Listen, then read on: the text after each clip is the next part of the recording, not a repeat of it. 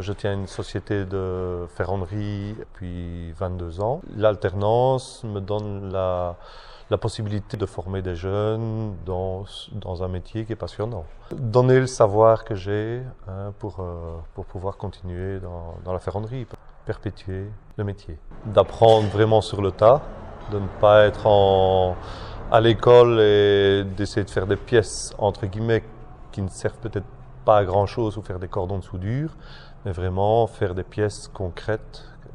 Quand on voit du début à la fin de la réalisation, je veux dire, il y a la passion qui peut venir ou voir ce qu'on peut réellement faire au bout du compte, parce que je veux dire, c'est assez vaste, la ferronnerie.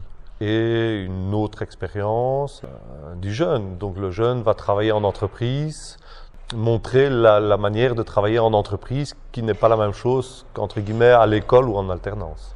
Il faut être rentable en entreprise. Le stagiaire ne doit pas être spécialement rentable au début, mais il faut lui montrer ce que c'est la rentabilité et qu'il comprenne bien que quand on le prendra en tant qu'ouvrier, il devra attraper une cadence, une bonne cadence. Le centre de formation n'a peut-être pas toutes les machines que je peux avoir.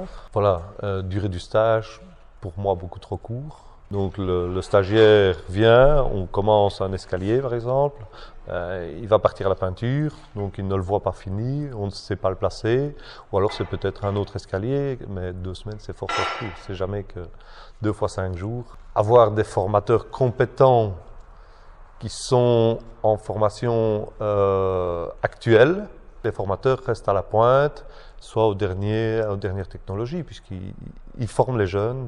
La durée idéale, c'est peut-être des éléments de stage ou en plusieurs fois. Comme ça, on voit plusieurs étapes dans l'entreprise.